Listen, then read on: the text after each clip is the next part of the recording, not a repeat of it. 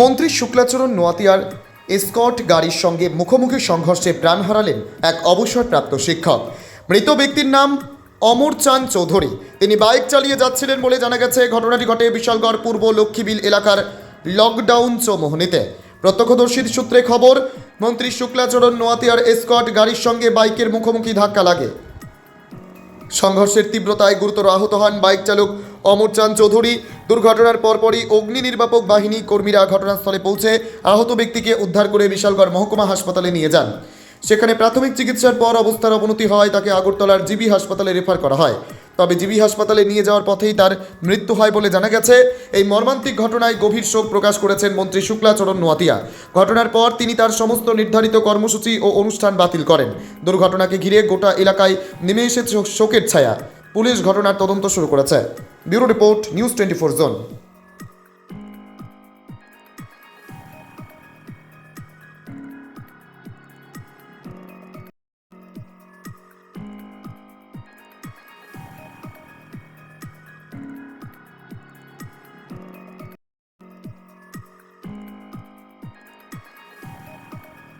একটা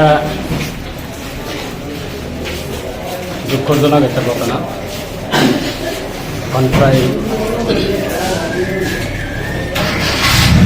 একটা 10 মিনিট বাকি একটা বাজে 20 মিনিটের আগে একটা ঘটনা ঘটেছে। আমরাও আমাদের কর্মসূচির জন্য আমরা সাউথ স্ট্রিটে যাচ্ছি, আগরতলা থেকে আছি।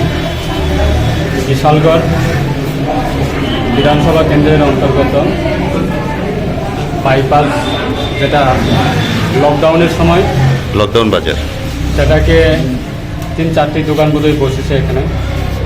তো সেই বাজারটির নাম হলো লকডাউন বাজার এবং পাশে আরেকটা নতুন পেট্রোল পাম্প হচ্ছে।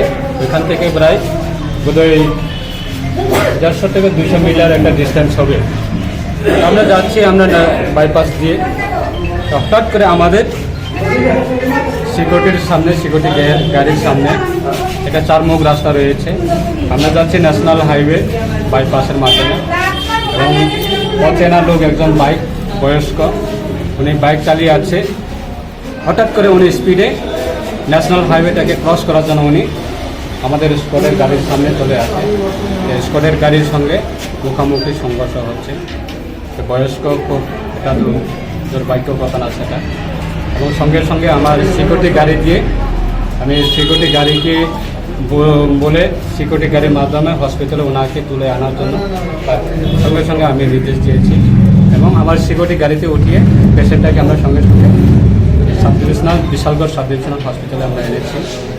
এবং রাস্তাঘাটে বোধহয় আমাদের ফায়ার সার্ভিস গাড়ি গিয়েছিল এবং ওনাদের সঙ্গে ফায়ার সার্ভিস গাড়িতে আমার সিকিউরিটি গাড়ি থেকে পেশেন্টটাকে নামিয়ে ফায়ার সার্ভিস গাড়িতে বসিয়ে আনা হয়েছে। এখন আমরা সাব ডিভিশনাল হসপিটালে রয়েছি এবং ডক্টরের সঙ্গে কথা বলেছি এবং সঙ্গে সঙ্গে ওনাকে অতি দ্রুত যাতে চিকিৎসা করা যায় তার জন্য জিবি হসপিটালে পাঠানো হয়েছে। স্যার, ওনার কি কোনো পরিচয় পাওয়া গিয়েছে? স্যার, কোনো কিছু পাওয়া যায়নি এখন। উনি কি হেলমেট পরা ছিল নাকি? হেলমেট ছিল না আমার জানা মতো। বিএপি গাড়িতে আমি ছিলাম। ওনার বয়স্ক যিনি বাইক চালিয়ে আছে খুব স্পিডে এবং সঙ্গে কোনো হেলমেট ছিল না। হেলমেট ছিল এখন কি জীবিতে রেফার করা হয়েছে? না, ওনাকে এটা দ্রুত গতিতে যাতে ওনাকে সেই চিকিৎসা করা যায় তার জন্য ডক্টরের মাধ্যমে ওনাকে জিবি হসপিটালে রেফার দেওয়া হয়েছে। Thank you sir. কিছুক্ষণ আগে একটা রোড ট্রাফিক অ্যাক্সিডেন্ট একটা পেশেন্ট এসছে। পেশেন্টের নাম তো আমরা ঠিক জানতে পারিনি। ওরা বিশালগড় সাব ডিভিশন হাসপাতাল থেকে এসছে। ওরা রেফার করেছে, ওদের কাছে নাকি ফায়ার সার্ভিস নিয়ে এসছে। তো এখন আসার পর আমরা দেখলাম যে মাথার মধ্যে প্রচণ্ড আঘাতজনিত কারণে রুগী আর নেই। উনি ব্রড ডেড কন্ডিশন হিসেবে আমাদের হাসপাতালে এসেছেন। তো আমরা এখন যা পেয়েছি, যা ওনার সম্ভবত মাথায় লেগেছে, কান দিয়ে মাথা দিয়ে রক্ত বেরিয়েছে, এটার জন্য সম্ভবত ওনার মৃত্যুর কারণ। আমরা ওনাকে মৃত অবস্থাতেই হাসপাতালে পেয়েছি। ওনার আনুমানিক বয়স 50 বছর আমরা অনুমান করছি। বাড়ির লোক এখনো কেউ দিয়ে যায়নি। তারা আপনাদের বিশালগড় হাসপাতাল ডিভিশন হসপিটাল থেকে অ্যাম্বুলেন্স করে এসছে, অ্যাম্বুলেন্সরা দিয়ে গেছে।